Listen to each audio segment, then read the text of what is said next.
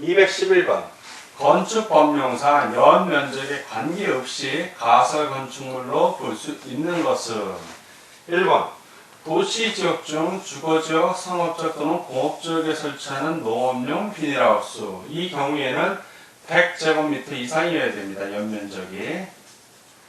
2번 전시를 위한 견본주택. 견본주택 같은 경우에는 연면적에 관계없이 그냥 가설 건축물입니다. 3번 조립식 구조로 된 경비용으로 쓰이는 가설 건축물.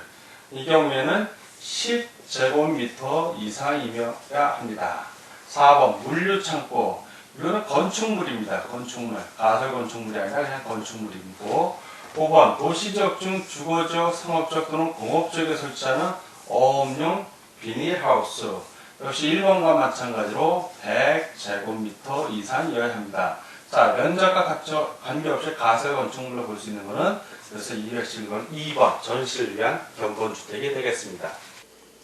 212번 건축 허가에 대한 다음 설명 중 틀린 것은 1. 도시계획시설 또는 그 예정지에 건축하는 가설 건축물은 건축 허가를 받는 대신 신고하고 건축할 수 있다. 건축 허가를 받아야 됩니다. 네, 도시계획시설 또는 그 예정지에서는요. X. 2. 건축 허가를 받은 때에는 산지 전용 허가가 있는 것으로 본다. 맞습니다. 3. 건축 허가를 받은 자로부터 허가 대상 건축물을 양도받은 자는 건축주 명의 변경 신고를 하여야 한다. 맞습니다. 4. 국토교통부 장관은 국토관리상 필요하다고 인정할 때에는 2년 이내의 기간 동안 건축 허가를 제한할 수 있다. 맞습니다. 5. 공장이 아닌 건축물의 건축 허가를 받은 후 2년 이내에 공사에 착수하지 아니하면 건축 허가가 취소된다. 다만 정당한 이유가 있는 때에는 1년의 범위 안에서 공사의 착수 기간을 연장할 수 있다. 맞습니다. 다 오고 하나만 해서 틀린 것을 고르니까 212번은 1번이 정답이 되겠습니다. 213번 건축법령상 사용 승인을 사자입니다. 사용 승인을 받은 건축물을 용도 변경하기 위해 허가를 필요로 하는 경우는 자 허가입니다. 용도 변경 허가 또는 용도 변경 신고할 때는 여러분들이 기본적으로 9개의 시설군을 알고 계셔야 돼요. 그래서 9개 시설군 우리 교재에 자, 산, 전, 그 다음에 문영교, 자선전, 문영교, 그리고 근주바 이렇게 암기하게 써놨습니다. 근주바. 그래서 여기 1번부터 9번까지 있는데 1번부터 9번으로 내려가는 용도 변경. 자, 이렇게 1번에서 9번으로 내려가는 용도 변경은 신고만 하면 됩니다. 신고. 그런데 반대로 9번에서 1번 쪽으로 올라가는 거. 이런 것은 허가를 받아야 된다. 허가. 지금 문제의 경우는 허가 받는 거니까 9번에서 1번 쪽, 상위 용도구로의 변경을 얘기하는 겁니다. 그런 걸 찾으라는 얘기입니다. 1. 업무시설을 판매시설로 용도 변경하는 경우. 자, 업무시설은 8번 주거 및 업무시설군이고 판매시설은 5. 영업시설에 해당이 됩니다. 그러니까 올라가는 거죠. 그러니까 이거는 허가받아야 되는 거 바로 1번이 답이 됩니다. 그러니까 나머지는 다 신고해도 되는 것들입니다. 보겠습니다. 1. 숙박시설을 제1종 근린생활시설로 용도 변경하는 경우. 자, 숙박시설은 5. 영업 시설군에 해당이 되는데 근린생활시설, 제1종 근린생활시설은 7번에 해당이 됩니다. 아래로 내려가니까 이거는 허가. 자, 3. 장례식장을 종교시설로. 장례식장은 산업 등 시설군에 속합니다. 그런데 종교시설은 문화집회시설에 속하기 때문에 이 경우에는 신고 대상이 되겠습니다. 자, 4번. 수련시설을 공동주택으로 용도 변경하는 경우. 수련시설은 6번의 교육 및 복지시설군에 해당이 되고 공동시설은 8번 주거 업무시설에 해당되어 밑으로 내려갑니다. 역시 신고하면 되는 겁니다. 5. 공장을 관광 휴게시설로 용도 변경하는 경우. 공장은 이 산업 등 시설군 여기에 속하죠. 그리고 관광 휴게시설은 4번 문화집회시설군에 속합니다. 그래서 밑으로 내려가니까 역시 이런 경우는 신고만 하면 됩니다. X 다 X고 하나만 O. 자, 그래서 213번 허가를 필요로 하는 거는 1번이 정답이 되겠습니다.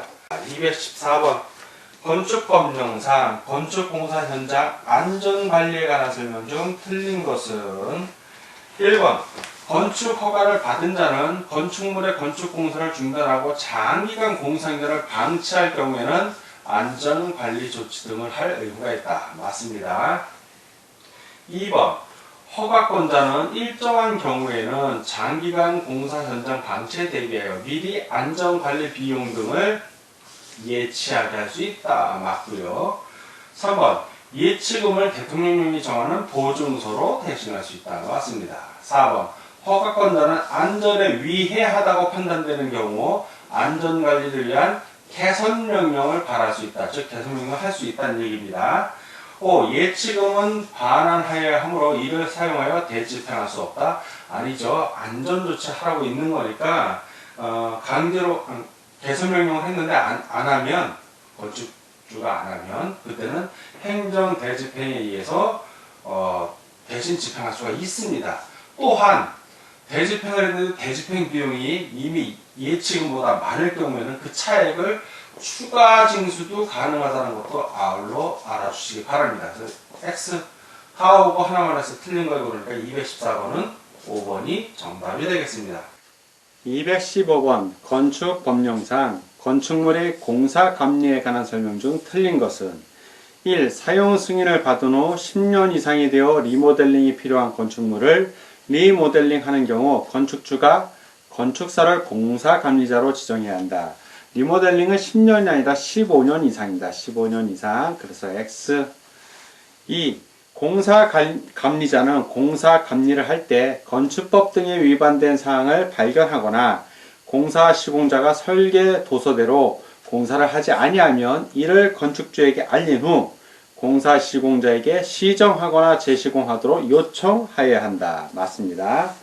3. 이의 경우 공사 시공자가 시정이나 재시공 요청에 따르지 아니하면 공사 감리자는 서면으로 그 건축 공사를 중지하도록 요청할 수 있다. 맞습니다.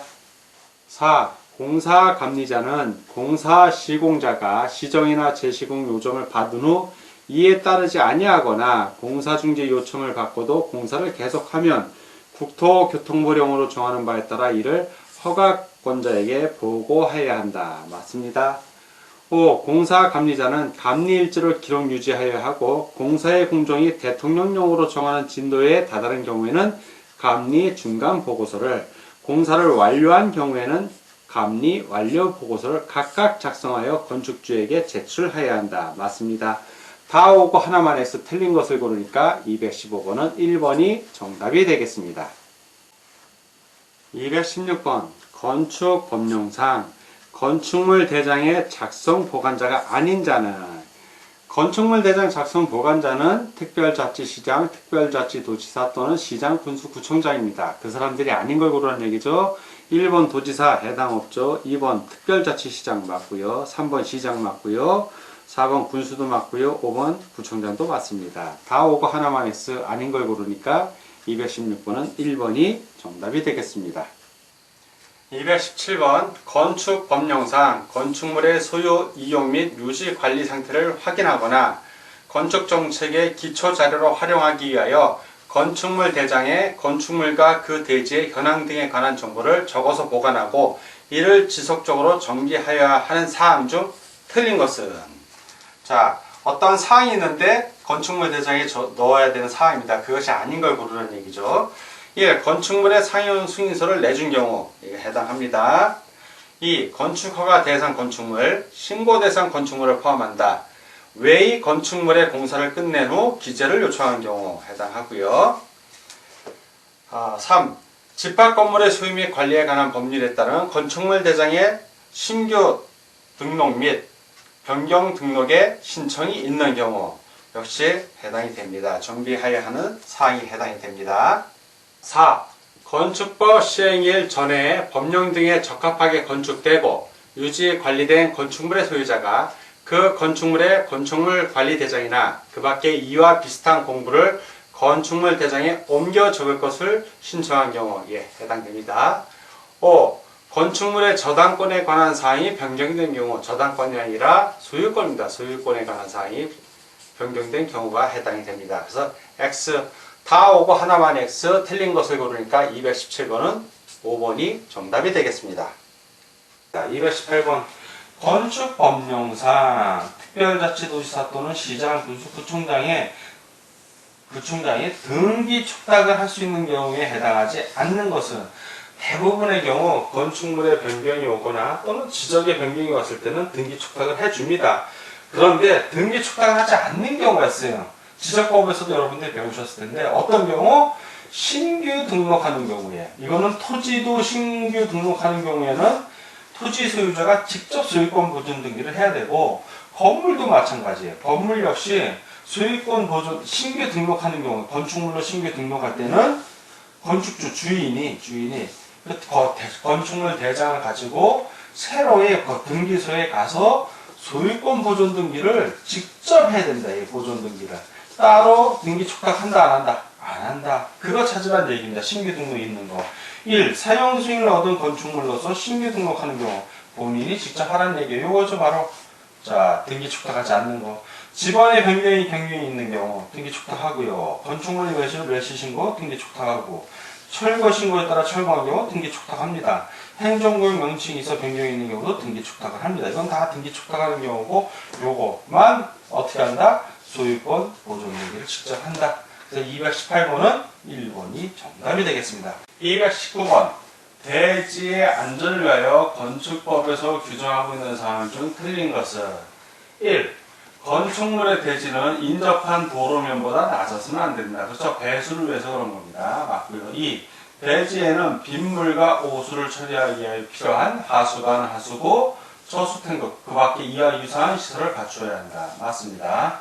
3. 손괴, 무너진다는 얘기예요. 손괴 우려가 있는 토지에 대지를 조성하고자 하려면 옹벽을 설치하거나 그 밖에 필요한 조치를 해야 한다. 맞습니다.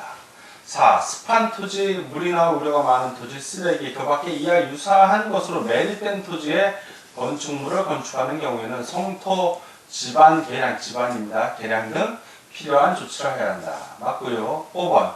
성토 또는 절토하는 부분의 경사도가 1:1 이상으로서 높이가 1m 이상인 부분에는 옹벽을 설치해야 합니다. 설치할 것. 자, 높이가 1m 이상이면 옹벽 설치를 맞는데, 이 경사도가 1:1.5 이상이어야 하는 겁니다. 1:1이 아니죠. 그래서 X. 다 오고 하나만 X 틀린 걸 고르니까 219번은 5번이 정답이 되겠습니다. 다음 220번 문제를 같이 보도록 하겠습니다. 220번. 건축법령상 도로와 관련된 설명 중 옳은 것은 1번. 지형적 조건으로 자동차 통행이 불가능하더라도 건축법상의 도로로 되는 경우가 있다. 맞습니다. 2번. 건축법상 모든 도로는 도로라는 특성상 도로법에 의한 신설, 변경, 고시가 되어야 한다. 틀렸죠? 모든 도로가 아니라 일부 도로라고 해야 맞습니다. 왜냐하면 방금 1번에서 말한 것처럼 자동차 통행이 불가능한 도로들도 있고, 신설, 변경, 고시 안 하는 경우도 있습니다. 자, 3번. 장기간, 주민이 장기간 통행로로 이용하는 사실상의 통로라도 건축법상의 도로로 되기 위해서는 이해관계인의 동의가 필수적이다. 필수적이지 않은 경우가 있어요. 자, 필수적이지 않은 경우는 어떤 경우냐면, 장기간 주민들이 장기간 통행로를 이용하고 해당 지자체 조례로 도로로 정하는 경우에는 이해관계인의 동의 없이 건축위원회 심의로 도로를 지정할 수 있습니다. X. 4번. 건축허가권자가 도로의 위치를 지정 공고할 수 있죠. 없다가 한 데가 있습니다. 4. 예정도로도 역시 도로예요. 예정도로로 인한 건축법상의 도로에 해당될 수 있답니다. X. 다 X고 하나만으로 옳은 것을 고르니까 220번은 1번이 정답이 되겠습니다.